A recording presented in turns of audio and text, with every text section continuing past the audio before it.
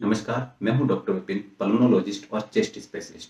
आज हम इस वीडियो में बात करेंगे कोरोना का जो नया वेरिएंट यानी कि ओमिक्रॉन, इसके क्या-क्या लक्षण होते हैं और इसमें कौन-कौन से वार्निंग साइन देखे जाते हैं। वार्निंग साइन का मतलब होता है ऐसे कौन से लक्षण जिसमें आपको सावधानियां रखने की जरूरत है। तो सबसे पहले बात करते हैं इसमें कौन-कौन से लक्षण देखे जाते हैं। तो इसमें जो सामान्यतः जो इसकी जो स्प्रेडिंग की जो दर होती है, वो पहले वाले वेरिएंट से कई ज़्यादा देखी जाती है और इसके जो सिम्पटम्स हैं वो पहले वाले वेरिएंट से माइल्ड हैं।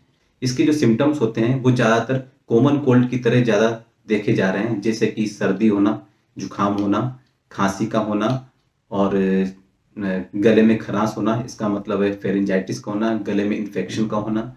फीवर इसमें जो होता है वो माइल्ड टू मतलब कि लो ग्रेड भी हो सकता है और आपको फीवर इसमें हाई ग्रेड भी फीवर हो सकता है। ये डिपेंड करता है पेशेंट टू पेशेंट। किसी-किसी पेशेंट को माइल्ड फीवर होता है, किसी-किसी पेशेंट को हाई ग्रेड फीवर भी हो सकता है। और इसके साथ-साथ पेशेंट को वीकनेस रहती है, पेशेंट को रनिंग नोज़ रहता है और कई पेशेंट्स में देखा जाता है उनमें कॉन्स्टिपेशन की कंप्लेंट भी होती है। कई पेशेंट्स में डायरिया देखा जाता है और कई पेशेंट्स में वॉमिटिंग भी देखी जाती है। तो ये जो सारे सिम्पटम्स हैं ये एक जुकाम और ये जो कॉमन कोल्ड जैसे जो सिम्पटम्स हैं वो एक सीज़नल फ्लू या फिर एक जो नॉर्मल जो कॉमन कोल्ड होता है उसकी तरह देखे जाते हैं। तो ये डिपेंड करता है पेशेंट टू पेशेंट। अगर पेशेंट की इम्यूनिटी अच्छी है तो ये सिम्पटम्स माइल्ड देखे जाएँगे। अगर पेशेंट की जो इम्यूनिटी है वो उसकी इम्यूनिटी कॉम्प्रोमाइज़ है तो उसके अंदर ये जो सिम्पटम्स हैं वो सीवियर और मॉडरेट भी देखे जा सकते हैं। कोमॉर्बिडिटी वाले पेशेंट यानी कि diabetes mellitus, obesity, hypertension, heart disease के पेशेंट, कैंसर पेशेंट्स और ओबेसिटी पेशेंट्स, उनमें ये जो सिम्पटम्स होते हैं वो सीवियर भी दिखाई दे सकते हैं। उनमें जो फीवर होता है वो हाई ग्रेड फीवर हो सकता है और वो 7 दिन से ज़्यादा भी हो सकता है। उनमें ब्रीथिंग डिफ़िकल्टीज़ मिल सकती है, चेस्ट में पेन हो सकता है उनके और उनको जो पेशेंट को जो दिक्कत होती है वो नॉर्मल जो पेशेंट्स होते हैं जो जिनकी इम्यूनिटी अच्छी होती है उनसे इनके जो सिम्पटम्स होते हैं वो ज़्यादा देखने को मिल सकते हैं। और इसके साथ-साथ पेशेंट में मेंटल स्टेटस में चेंजेस भी हो सकते हैं।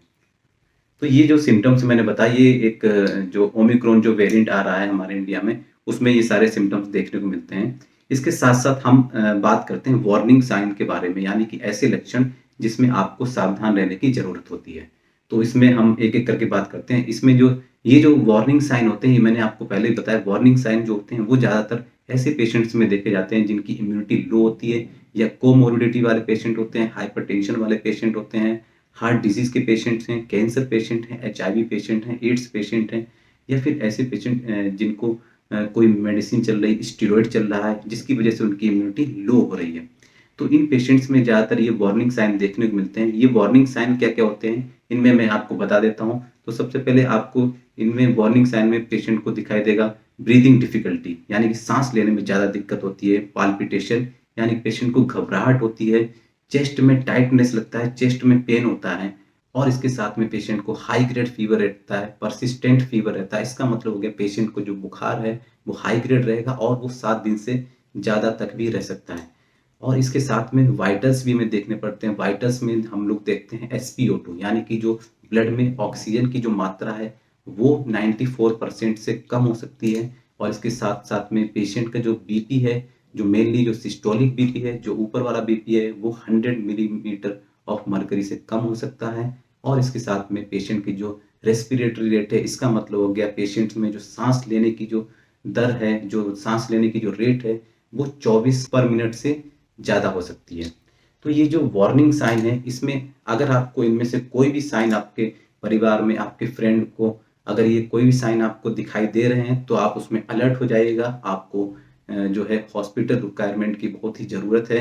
तो इसमें आप बिल्कुल ही पीछे ना हटें, हॉस्पिटल में जाएँ और एडमिट होने के लिए अपने डॉक्टर से मिलें। और अगर मेरा ये वीडियो पसंद आया हो, तो लोगों को शेयर करिएगा, लोगों को बताइएगा ये सिम्पटम्स होते हैं और अगर वीडियो पसंद आया तो इसको लाइक करिएगा और मेरे चैनल को सब्सक्राइब करिएगा। Thank you. मैं हूँ डॉक्टर विपिन, पल्मोनोलॉजिस्ट और चेस्ट स्पेशलिस्ट।